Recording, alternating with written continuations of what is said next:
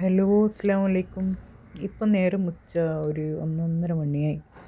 അപ്പോൾ ഇന്ന് ചോറ് വെക്കണ്ടെന്ന് തീരുമാനിച്ചൊരു ദിവസേനു. അതിന് പ്രത്യേകിച്ച് കാരണം എന്ന് വെച്ചാൽ ഇന്ന് നമ്മൾ നല്ല കിഴങ്ങ് വരിയത് ഉണ്ടാക്കാമെന്ന് വിചാരിച്ചു. അപ്പോൾ കിഴങ്ങ് വരി വേണ്ട, തണിഞ്ഞ രസം ഉണ്ടാവില്ലല്ലോ.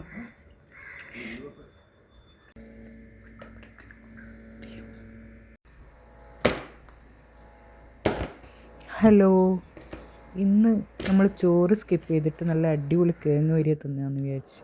അപ്പോൾ നല്ല പെടുക്കുന്ന കുഞ്ഞിമത്തിയും കിട്ടീന്, നല്ല പെടുക്കുന്ന അയിലയും കിട്ടീന്.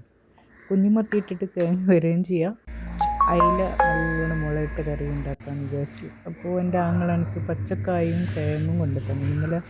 അപ്പോൾ സാധാരണ ഞാൻ ഒന്നുകിൽ പച്ചക്കായ് മാത്രം അല്ലെങ്കിൽ കിഴങ്ങ് വെച്ചിട്ട് മാത്രം ഉണ്ടാക്കൽ.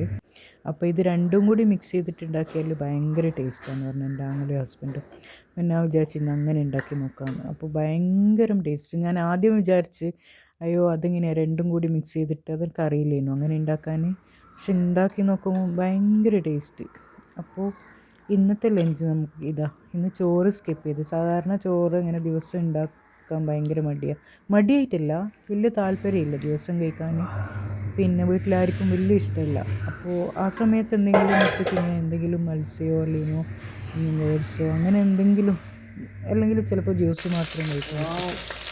അപ്പോൾ ഒരാൾക്ക് വേണ്ടി മാത്രം എനിക്ക് ചോറ് കഴിക്കുന്നതിന് ഇഷ്ടം, പക്ഷേ ഒരാൾക്ക് വേണ്ടി മാത്രം ചോറ് ഉണ്ടാക്കാൻ വലിയ മടിയാണ്. അതുകൊണ്ട് ഇവർക്കാർക്കും മക്കൾക്കും ഇഷ്ടമല്ല, ഹസ്ബൻഡിനും ഇഷ്ടമല്ല. ഹസ്ബൻഡിന് കൂടുതൽ ഇഷ്ടം ഇങ്ങനത്തെ പുഴുക്കൽ ഉണ്ടാക്കിയിട്ട് കഴിക്കാൻ. അപ്പോൾ നമ്മൾ പറയാൻ കിഴങ്ങ് വരിയത് കായ് വരിയത് അങ്ങനെയല്ല പറയാൻ. അപ്പോൾ ഇന്നിങ്ങനെ രണ്ടും കൂടി മിക്സ് ചെയ്ത്, അത് മാത്രമല്ല നല്ല കാന്താരി കിട്ടീന് പറമ്പത്തുനിന്ന്.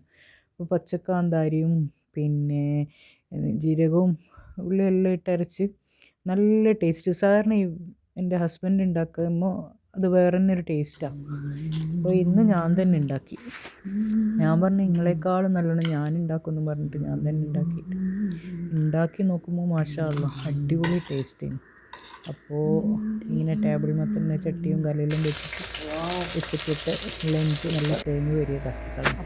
അപ്പോൾ ഇന്നത്തെ എൻ്റെ കിഴങ്ങ് വരിയതും നല്ല അയില മുളയിട്ടതും പിന്നെ വിശേഷങ്ങൾ ആർക്കെങ്കിലും ഇഷ്ടപ്പെട്ടിട്ടുണ്ടെങ്കിൽ, എന്നെ ആദ്യമായിട്ട് കാണുന്ന ഈ വീഡിയോ കാണുന്ന ആരെങ്കിലും ഉണ്ടെങ്കിൽ പ്ലീസ് എന്നെ ഒന്ന് സപ്പോർട്ട് ചെയ്യണേ, സബ്സ്ക്രൈബ് ചെയ്ത് സപ്പോർട്ട് ചെയ്യാം. പിന്നെ ഇൻഷാ അല്ലാഹ് ഇതുപോലെ എന്തെങ്കിലും രുചികരമായ വിഭവങ്ങളുടെ വിശേഷങ്ങളുമായിട്ട് ഞാൻ ഇനിയും വരാൻ ശ്രമിക്കാം. എനിക്ക് വീഡിയോ ചെയ്തിട്ടും സംസാരിച്ചിട്ടൊന്നും വലിയ പരിചയമൊന്നുമില്ല.